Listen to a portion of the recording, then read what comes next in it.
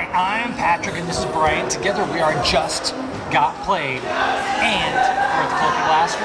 Just got finished playing Too Many Cinderellas. Very, very hot. Brian's got a lot of options. And I just married off one of my candidates to the prince. Nice job. I lost. Join us for Too Many Cinderellas. As if you can ever have too many. No. You can never have too many Cinderellas. It's true.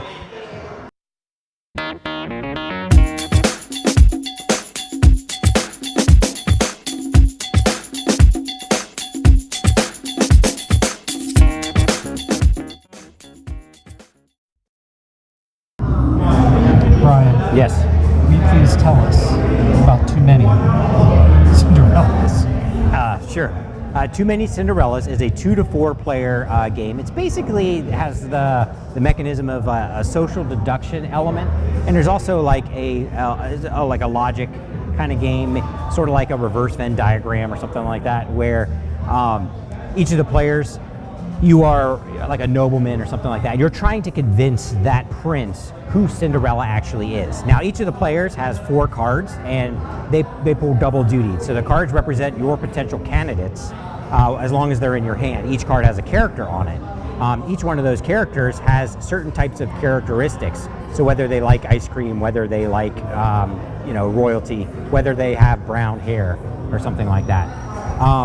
They also have a rank score at the top, which indicates how high their rank is. But actually, the lower number is the better, the higher the rank. Sometimes. And then at the bottom of the card is actually the rumor. So as long as the character is in your hand, they're a potential candidate to be Cinderella. But during your turns, each player is going to be placing one of their cards down, and then that's no longer a potential candidate, obviously. But then the rumor may take effect.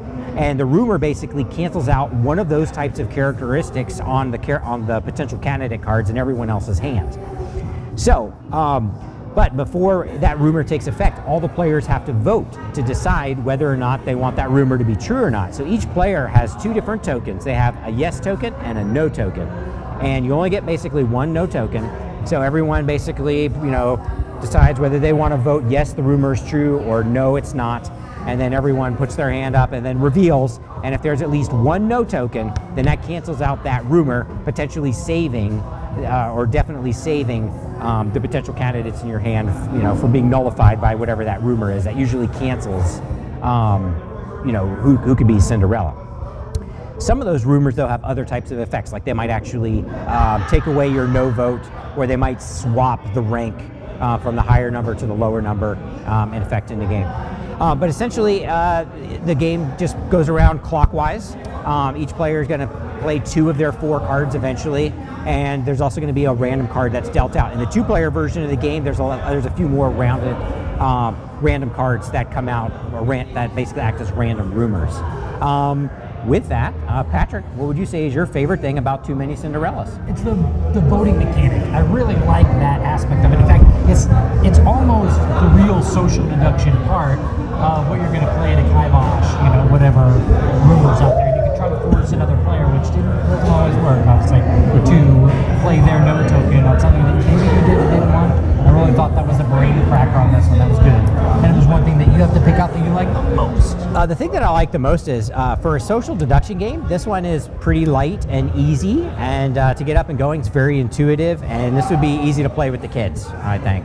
Great theme, nice social deduction, teach them how to be liars from an early age. It would be great to play with kids, except for the thing that you don't like. Oh, that's true. The thing that I don't like is the game gets a little wonky, because here we're talking about marriage, marrying somebody off to the king. And then it gets into the age groups, and some of them are seniors, which are fine. Some are which are adults, which is kosher. Sure. And but then it gets into the 2 different categories: young and teen. And so if you think about it, it's kind of weird. Like a teen, okay, it could be 18, which would still be legitimate. But then you get into exactly, it's not an adult. And then is there consent? And then you've got even younger than the teen. That's a little odd. I kind of. I think at least in this day and age. I mean, compared to modern times in this day and age. But I guess this is a fantasy game, and so this took back, when people hit, marrying age, I guess at 13 or something, like hundreds of years ago. So, whatever. It's amazing what lawyers think about it. Yeah. But what would you say is the thing that you like least? It's this cat. So you can't see that from here. this cat is it reverses the card ranking, which is an important aspect of the game again. So it literally can go out in the middle of the game or even towards the end of the game and reverse the strategy. I've mentioned that before in games. And something that does bother me is that trade hands, you know, 3/4 of the way through the game or reverse the game's goals or that kind of thing. I realize it's a light and it's a short game, and it really didn't bother me that much. But if I had to pick out the one thing that I would like the least, it would be that. And it doesn't really mess with this game too much, but it would be that one thing. So Too Many Cinderellas is available at your local gaming pub or gaming store, so check over there, go over there and pick up your copy. I'm Patrick, that's Brian. We're at the Cloak and Blaster. Thank you very much for watching. I know I was saying how the game seems to be, you know, set back in more conservative times when things are. But if you think about it, it's kind of like more progressive times as well, because some of the potential candidates, you know, are male, and some of them are actually animals, cats. So the prince could have married, you know, interspecies. How do you get consent from a cat? I think, you know, like at the base of the tail, like if you kind of scratch it and it goes like meow, consent. meow, meow, meow, That's meow. not consent. No, isn't that? That's not consent. It sounds like, yes. It's not consent.